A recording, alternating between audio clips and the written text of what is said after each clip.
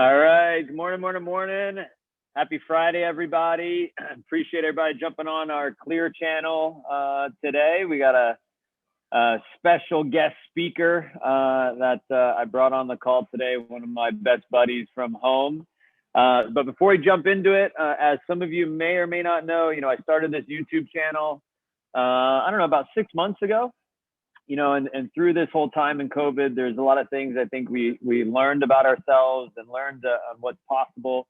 And one of the things I learned about myself was, more of my purpose. And my purpose is really to help change the world one leader at a time. So if there's somebody that jumps on our call today, learns from the conversation I'm going to have with Taylor, something to improve themselves or to have a better day to day or have a better life, that's what this channel is all about. So before we get started, though, I see a lot of you, some new faces on the call today. I see some familiar faces on the call today.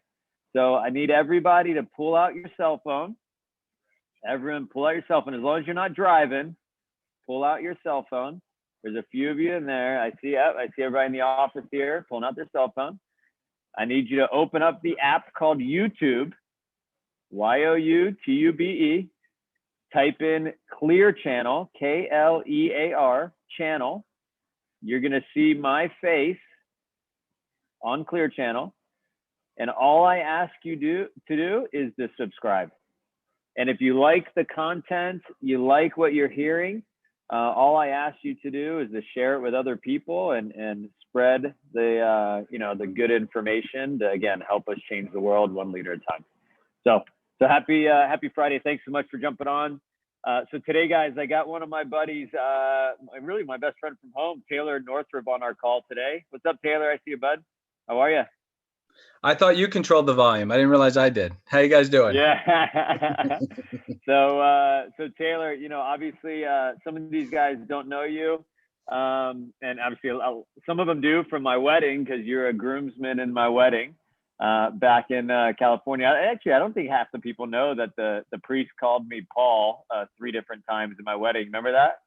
Oh, yes. Oh, yeah. Will you, the Sarah, take the Paul? My name's Ken. Yeah. Holy craziness. So Taylor, do you mind sharing just briefly the story of how we met back in freshman, sophomore year of high school? Two, 3-minute story. Do you remember that? Yeah. So I was a lowly defender in soccer. Unfortunately, I had no talent when it came to moving the ball forward and putting the ball in the back of the net. But I really loved to hit people, so they put me in the back. And my father told me that over 6-foot new defender from Texas was moving to town. He was going to take my position. So I did what anybody else would do. I plotted his death. I thought of every way I could possibly hurt him or make it go really bad for him the first time I met him. And I met him with a smile before the game. I said, "Hey, let's pass. Hey, oh, welcome. Nice to meet you. Can I help you in any way?" And I was just sizing him up, looking for a way just to completely ruin his day. And then I realized he's actually not bad. Like, he's tall and he's much better than me. He's got a lot more skill. Then they announced the starting lineup. Central defender Taylor, center forward Kenny, and I'm like, I look at my dad and he's laughing at me. He completely played me. So yeah. Yeah. And the funny story is that the previous week he wasn't at practice a couple of days because he was in a bus accident. His bus ran into somebody. Yeah. And he slapped the back of his neck so many times that his neck was red, so he could miss school and not go to school for the week. So his dad said, if you don't go to school, you don't go to soccer practice. So it kind of ruined his day. But Taylor, obviously, we've known each other for a while. Your sophomore, junior year, you went from playing soccer to starting to kick some footballs and became a place kicker, a kickoff specialist. Senior year in high school, one of the best kickers in the state of Florida. I think you and Janikowski were the top two in Florida. Is that right? Is that the year you came out? I want to say, oh geez, Janikowski I think was like a year or two older than me. Okay. And so he was a beast. He was hitting literally 82-yard field goals in practice. He also turned down $1 million deal to be a Soccer professional in did too. Argentina for soccer. Like Bobby Bowden said he was an NFL linebacker who just never seen football until it was too late. But he was a year or two older than me. Grammatica was big at that time. When I came out, they had me as I don't know. I was probably all SEC. The whole southeastern region. I was always number two. I was never number one. Epstein got all the scholarships over me. He ended up playing at Michigan. He ended up getting drafted over me too, because the Michigan staff went to Jacksonville, and so in the draft, they drafted Epstein. I was always number two. I was never. I was an All-American in college and all that, but I was never like, Mel Kiper had me number two. I was never number one. And Always a so bridesmaid. to your point, you pivoted from your obviously growing up playing soccer to kick football. Got a full ride to Princeton. Got a obviously All-American in Princeton. Knew a lot of great people there. Do you mind sharing your experience in playing in the NFL and kind of what went on there? A little bit of that story. Yeah, and it was a big thing for me as a soccer player. I was never short on hunger or passion. I just wasn't fast, right? And so I was just always constantly working on myself. And then when I got introduced to football, I was just really, really good, and I really had a great time with it. And I loved how it really was just kind of one of those situations where I can make it as good as I wanted to be, because without me knowing anything, I could walk out on the field and hit a 60-yard field goal like it was nothing. So I just completely poured myself into football and meditation. Because I realized, if they put me on the field to win, how can I be mentally and spiritually prepared to actually deliver? Because I wasn't good under pressure. And so that led me on, about 8 or 10 years, and I'm, before, during, and after college, where I really it was all about self-development. It was all about meditation. It was all about self-discovery, getting rid of anything within myself that was in the way of me performing on the field. And I quickly learned, in order to walk out there like it's nothing and just win the game and not feel any pressure, I had to have everything else in my life completely cleaned up or cleaned out. And that's the only way I could actually deliver on game day. And for the record, I wish I played in the NFL. I was in camp with the Browns, and I got cut, and I bounced around as a free agent for a couple of years. And so I was hanging around. I was a guest. It's interesting, right? So obviously the pressure that a kicker feels, and to your point, you won a lot of big games in college for Princeton. I remember you. I don't remember all the details, but you held a lot of records in the Ivy League, right? And so hence you came out, and a lot of NFL teams were looking at you. But can you tell us a little bit more about how, a lot of people on the call today are young in sales, young in the business world, and I think oftentimes they get in their own way, right? They just got to get out of their own way and let go of the pressure and just to grow up and mature.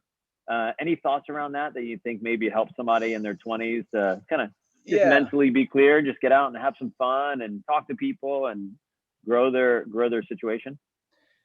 Knowing who you are, and and knowing how you tick, and knowing what you're passionate about. There were some really good opportunities in business and in life that I never had any interest in because I couldn't identify with it. I couldn't see how it really vibed with me. How I ended up in financial services for the past 15, 16 years is just because I love helping people. And I couldn't find a way that was profitable to help people where I was passionate about how I was helping people. And to kind of get back into sports, I was so prepared when I got on the field. I remember I was in Japan, and we had a spring game there, and they made it was either Kansai Gakuin University, or it was like it might have been like the Japanese All-Stars, and like they love them some football over there. That's why the NFL's had a few games over there and all that. And so we're over there for like a week in Japan, and it's really, really fun. And we all practice terribly the whole week because our heads aren't in it at all. It's just an absolute disaster. And then the game starts and everybody's playing like crap. And I remember thinking to myself, should I just wing it and who cares? Or should I prepare like it's a real game? And I prepared like it was a real game. You know, my preparation was about 3 hours of meditation the night before, and then just a lot of conscious silence and simulation of kicking. You know, like close to solid, 12 to 18 hours before kickoff, and down to like the music I listened to on the bus on the way to the stadium, all that stuff. And thank God, I literally remember looking at the CD case, and one of them was, what I listened to on game day, and one of them was just something else that was fun. And like I had to make a choice, and I chose my game day music, and it just kind of helped me stay in the zone. And I remember, it's kind of like you have an intuitive feeling. I'm playing a great game. I'm in the zone the whole time. And then I'm watching the game. It's a terrible game, and we're down, but people are starting to get pissed off that they're losing. So I know they're coming back. And about 10 minutes left in the game, I knew I'm going to win this game. It's going to come down to me. And it was last play of the game, 40 something yard field goal. And I had to walk out there, and I think we're down by 1 or 2. I had to make it and, have a really good time, or I had to miss it. And then they were going to shoot me because we lost to the Japanese. Yeah. But I didn't feel it because my head wasn't there. My head and my heart, everything was in on just how to do the same thing I've done thousands of times. And so if you have a good coach, if you have a good process, if it's correct, don't ask questions, just stay in your process. And there's no ceiling, as to how far it can take you. And then that's why I did as well as I did at Princeton, because I just made a lot of kicks, and people didn't take me seriously until I just cleaned everybody out, and then they had to.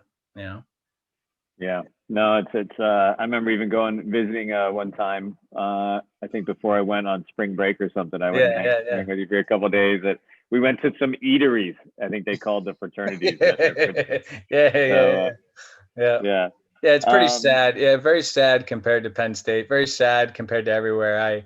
I went to Princeton so I could get a job, not to have fun. I had fun, but I went to Princeton to get a job and play football. Yeah. That's awesome. So tell me more about, you've talked a bit about mindset, self-awareness, personally growing yourself. What were some things that maybe you had to change to now into the financial world and building this massive multi-million-dollar business you built? What are some things you had to figure out about yourself that you had to change? It literally goes all the way back to when I was in high school and I was not right in the head. I mean that in a fun way, and I mean that in a serious way. It's just a constant process of looking in the mirror, realizing, I'm not ready. I don't have my stuff together. And, what is it that's keeping me from being, everything that I really am? And at times, literally writing things down that I had to just correct or get rid of, and having a process for that. So self-inquiry, meditation, and just honest conversations with God and conversations with myself, and just a constant refining and letting go of whatever wasn't helping me do what my heart told me I wanted to do. So if I stay in a listening state and I use meditation to stay there, it very quickly shows me what activities, what thoughts, what people are in line with what my heart is telling me, and then who's in my way. And I've cut family members out, I've cut friends out over the years, and not because I intended to, just because I grew up, I changed, but everybody in my life matches my frequency, or I don't hang around them. And so that ability to self-inquire to stay in the heart. One of the reasons why I fell in love with financial planning was because, I mean, I'm good with numbers. I like the markets and all that, but I realized people couldn't invest unless they knew who they were. Who are you? Where are you? Where are you going? How do you feel? Is investing even right for you? All that kind of stuff. And so I literally meditate people for my job. And that's why I get so many referrals, because I show up and I'm a mirror and I help people look at their life and prioritize their life and make smart decisions. And some of those conversations are very profitable and some of them aren't, but then they go refer somebody because people just like talking to me because they feel better after talking to me. And yes, we're talking about investing, but they have no idea. That, I mean, honestly, 88% of my attention is who are you, where are you going, and how do you feel? Every day, all day. And I help people meditate, and I help people get their priorities straight, and then they give me money, I'll make them money too. It's interesting, and we've talked a ton in the last 10, 15 years about my career and kind of what I do. And I, a lot of what you do nowadays in your industry is a lot of what I do, right? And I had some coaching conversations in the last 24 hours, very similar, on how to organize their mind and how to organize their thoughts and how to prepare and just become better people. And ultimately, indirectly, we do sales, we do retail sales, right? So, and you're in a performance-based industry, right? So you get what you eat what you work for, right? You built a big business. Why is it such a fit for you to be in a performance-based industry? I'm a terrible team player. I'm an awful team player. I'm all about it. I mean, hey, I love playing on a football team. I love playing on a soccer team, but if you're not carrying your weight, I'll shoot you. I just, and so, and I actually looked it up. It's actually pretty funny. I think I haven't thought of Chris Young in forever. Chris Young was a pitcher at Princeton. He's now the general manager for the, I just saw it last night. I think Texas Rangers, I think. And so he's like 6'11". He could have played in the NBA, but he was a pitcher for many, many years. He was an all-star one year. And I used to laugh at the two of us all the time because he was a pitcher. The team is over there doing their thing and the pitcher is by himself.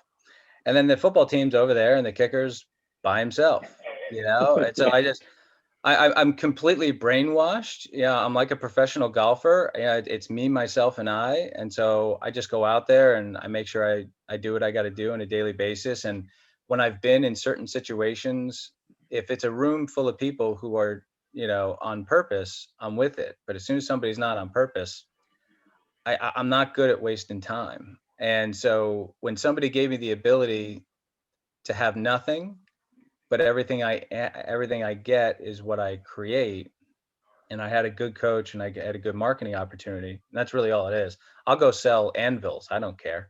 I just felt like when I was selling what I'm selling now, I was helping people. And that's, like, I don't care about taxes. I don't care about Social Security. I don't care about Medicare. But when you put me in front of somebody, I care so much because I want to help those people. That made all the lights turn on. I go from somebody who could care less about anything. You can't really get me involved, and I'm just interested in playing sports, to, oh, now all of a sudden I remember everything that ever happened in that relationship. I know every number off the top of my head at light speed. Like, all the lights turn on because there's someone in front of me that I want to help. And so I've always done really well being responsible for myself. And so when somebody said, make this whatever you want it to be, and I realized that I was better than 99% of the people in my niche, that's why I ended up doing what I was doing. If everybody else was way better than me and there was no opportunity, I keep looking for something else. But literally all I had to do was be myself and be the highest version of myself and be diligent and listen to my coach, my mentor. He'll retire in like 5 or 6 years. I'll take over the whole firm. All I had to do was copy him. And I knew, I was the smartest guy around. There are other people out there that are smarter, but relative to the people I compete with, nobody's smarter than us in our niche. So just do what my mentor told me to do, and then add what I know as a player and as a person. And it's the only thing I've done for 16 years, Yeah. other than have kids. Yeah. Yeah. And beautiful kids, to say the Yeah. least. Thank you. I know obviously when I was in Florida a few weeks ago visiting one of the offices there, and obviously we got a chance to hang out a ton. And Mhm. you're in the process of building a new custom made home in a pretty exclusive neighborhood. Do you mind sharing a little bit about that project and how you got there? And Yeah. there's a couple professional athletes that live in there, from what you were telling me. Yeah. It's funny. It's a bit dumb luck, and it's interesting because I never thought I'd make as much money as I do. Same thing for my wife.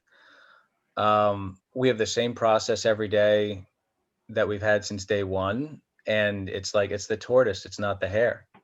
And in addition to being diligent and growing our businesses, we've also, people knock on our door after we fix up a house and they want to buy it. So we sell it. So my son thinks he's in the military. He moves every year. So some of it's just dumb luck because I live in South Florida, but just people just knock on our door and give us more money than it's worth. So we take it. And so we've just flipped a couple times, and we ended up in a neighborhood where, I didn't know that this is where I was going, or that these people were going to be in there. But especially now because of COVID and real estate going through the roof, and even more so in Palm Beach County, Florida. Yeah, the houses are up like $1 million more than when I signed the contract. I still have never even moved into it. I'm calling you from my bed in a townhouse that we've been renting for 18 or 20 months or whatever. And like we're all crammed in here with boxes all over the place. And, it's like, we can't find anywhere to live until we actually get our house, but yeah, it's interesting though, because it just, my wife and myself, I think it was more the tortoise, not the hare, because we had a process where if we just did the same thing every day, we'd make more money. And then we flipped a couple houses and made some money there too. Next thing you know, holy, what, you know, we get to be, and there was a last house too. That neighborhood was crazy too. And just, we're surrounded by, in this new neighborhood, in addition to some very, very, very successful people who have, like the guy down the street bought a second house next door because he wanted more space to park all his Rolls Royces. And I got another neighbor who's got 4 Ferraris in one of his garages, and like he's got the Lego elevator thing that you put in there so you can stack one car on top of another, and just like, it's just stupid money. And then we've got a lot of golfers because Michael Jordan and Tiger Woods are down here. They've been down here for a while, but Michael Jordan just opened up his own golf course close by. So a lot of golfers want to kind of be close to PGA and be close to Michael Jordan because the facilities for training are amazing. So yeah, it's just like, you just keep doing the same thing that you've always done ever since we had nothing. And then I walk outside and I'm like, this is pretty cool. Yeah. And No, I just don't change. If it's working, don't change. Just keep doing it, because it just keeps getting bigger and bigger and bigger. And that's when you get into business, you want something that's scalable. You want something that can reward you for your time. You're not going to be you're not going to be starving forever. In my business, you have to learn how to survive the 1, 2, or 3 years that you start. But then, like, if you're into it for 10 or 20 years, they go, how much money are you making? It's not because you're any smarter. It's just because you're diligent. right. Yeah, and it's that's like entrepreneurship, right? There's an old saying that live like a pauper for 5 years as the business gets building, and then you can live whatever way you want to live for the rest of your life. Mm-hmm. And that's why I always try to share with people young in their career to live below their means and don't get caught in the world of stuff. And just because you're doing better and you start growing, you start accumulating stuff, it's like, hey, live below your means, save your money. And then as as business grows, there's a point to have some fun for sure. Mm-hmm. But be smart about it. I don't think we have time to talk about the Playboy Mansion party. We'll talk about that another time, I think. And and this is going on YouTube, so we won't tell these guys about that one. Okay. We can't do that. All right. All All right. So, one of the things I say, the most important conversation that you have is the one that you have with yourself. How do you manage your self-talk? And we all go through ups and downs of doing great in life and business, and then we all go through downs, right? Mm-hmm. How do you handle that rebound? And, we got a couple more minutes before we got to end this thing. So, but how do you handle that? There are a couple things to know about how the mind works. And especially when you raise kids, you say, don't do this. And then they go do exactly what you told them, don't do it. Right. So same thing when you're focused on something, failure immediately piggybacks on top of that thought. Or fighters, when they get in the ring, there was a fighter who said years ago, when he first started fighting, his dad taught him fighting is like peanut butter and jelly. He goes, peanut butter and jelly? What are you talking about? He's like, hey, listen, when you get in there, you got to be prepared, but you're going to be afraid. That fear is always going to piggyback. It's going to come with it. And so what do you do in spite of? And so if it's mental garbage, I literally say, no, thank you. It's like if a spark, you're sitting around the campfire and a spark falls off and lands on your shirt, you like, just get rid of it, or a drop of water, you fling your shirt so it doesn't really make it too wet. You got no time to deal with that. No, thank you. Right. And then you can't control your thoughts. You have to be behind your thoughts and constantly know how to keep your attention on how it feels to do whatever it is that you're choosing to do. And then when you ask yourself, how does it feel, honestly, and you let the feeling come up, you'll start to notice what adds to that feeling and what takes away from that feeling. And so how meditation worked for me and where my confidence came from when I had to win the game or whatever it was, I was feeling how it felt to hit it sweet for a day and a half. I was exhausted by the time the game even started. So the daily process is coming from the feeling of, oh yeah, this is what I'm choosing. And then when little, thoughts or negativity or anything like that, just no, thank you. And sometimes my kids will even say, Dad, you say something? Because sometimes I'll say it out loud by accident. No, thank you. Like, just, I'm like, Dad, you talking to yourself again? Like, yes, I'm crazy. Don't, yeah, like it'll pop out, but it's like literally like down to every second, every moment of your life, the rest of your life, anything touches you, treat it like a spark, that lands on your shirt, just get rid of it right away. Whereas if it's coming from the heart, your thoughts will align themselves to effectively communicate, and then your words will align themselves to effectively communicate what that heart feeling is saying. But you got to know how to listen to that and stay in the listening. So I think that's really, like I'm really excited to do what I'm doing. That exuberance is important, but you can't fake it. The exuberance happens because you're truly where your heart wants you to be. And it might be something different than you ever thought, because my exposure to Wall Street was awful. I could tell you some other fun stories that are inappropriate. I have no interest in that whatsoever. But then I found this niche of helping people, and I liked the niche that we had. I liked the people we were helping. It just happened to be that the nuts and bolts were the market and investing. But my passion is helping people. That's what I want to do. Like I got a client who passed away, and I'm going to speak to her husband in about a half hour, and I really want to help the guy. I feel bad for him. I like helping people. I like people. Yeah. I'll help anybody, anytime, in any way that I can. And, I don't care. I'll sell anvils. I'll do whatever. That's what excites me. That and playing football and playing soccer. And unfortunately, I'm an old man and I can't do that anymore. Yeah.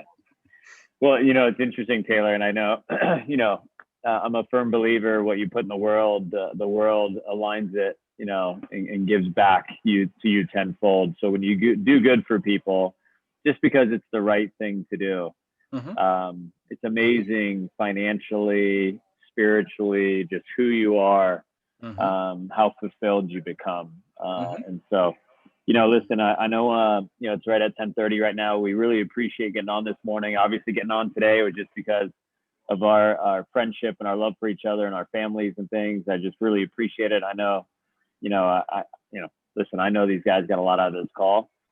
Just in 30 seconds, what are some big goals, big dreams you got coming up? You want to go to the World Cup with me next year? No. I am not going to Qatar. I don't care if the Fountain of Youth is in Qatar. I am not going to Qatar. I'll go anywhere else, not Qatar. That's funny. It's funny because I'm about to launch a contest on Monday that a lot of the owners aren't aware of, but we're going to be talking about on Monday a year-long contest to get a fun trip to Dubai and some other games and stuff like Euros, that. Euros. The Euros are going on right that's now. Awesome. No, that's, you have an opportunity to do something like that. That's cool. I mean, that's Super Bowl parties, all that stuff. Like, yeah, live it up. Every opportunity you get. Awesome. Well, Taylor, thanks so much for hopping on today. For you guys that are on the computer, and maybe you can take it off mute real quick and say thank you to Taylor. I would really appreciate it. But have an amazing Friday, and thank you. Thanks for having me. Have a good day, guys. Thank you, guys. Happy Friday. Thank you. Have a good one. Thank you.